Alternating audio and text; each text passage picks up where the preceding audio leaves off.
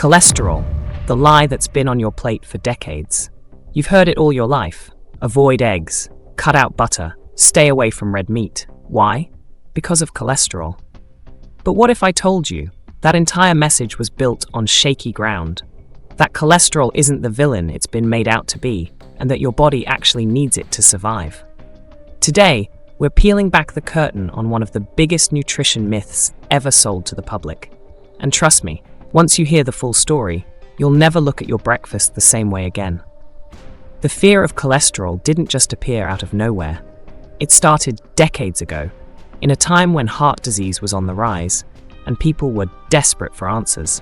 A theory was born: fat and cholesterol cause heart attacks.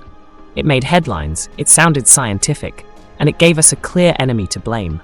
The media loved it, politicians ran with it, food companies saw a golden opportunity. Suddenly, low fat was the magic word. Margarine replaced butter, egg whites became popular, whole industries shifted, and we followed. No one stopped to ask, wait, is this actually true? It was easier to just go along. After all, if it's on the label, it must be right? Here's what they don't tell you. Cholesterol isn't some toxic sludge floating in your blood. It's a natural substance your body makes, on purpose. Cholesterol helps build your hormones. It keeps your brain sharp. It repairs your cells every single day. Think about that. Your body produces cholesterol even if you don't eat any. Why? Because it needs it to keep you alive and functioning.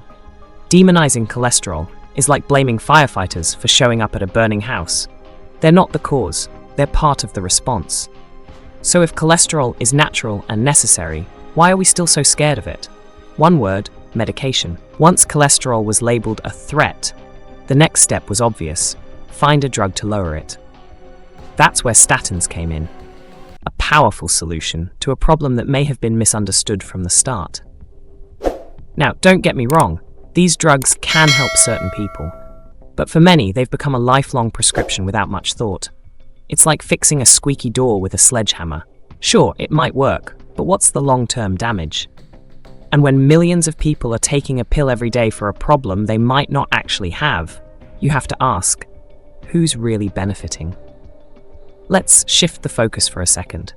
What if the real issue isn't cholesterol at all? What if what's hurting our hearts is something else entirely? Like inflammation from processed food, constant stress, lack of sleep, and sugar-packed diets. That's not as easy to fix with a pill. It takes lifestyle change, it takes awareness, and frankly, it's not nearly as profitable. See, blaming cholesterol is simple, it's marketable, it fits on a billboard. But real health? That's messy, that's personal, that takes effort. And that's why the old cholesterol story still lives on. Not because it's right, but because it's convenient. Here's the truth. Your body is incredibly smart. It knows what it needs.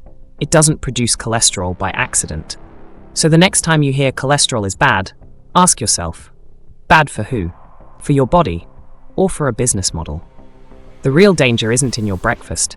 It's in believing that your health should be managed by fear.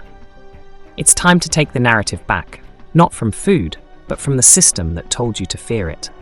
If this opened your eyes, hit that subscribe button. Share this with someone who still thinks cholesterol is the enemy. Because knowledge is power, and you deserve the truth, not the marketing.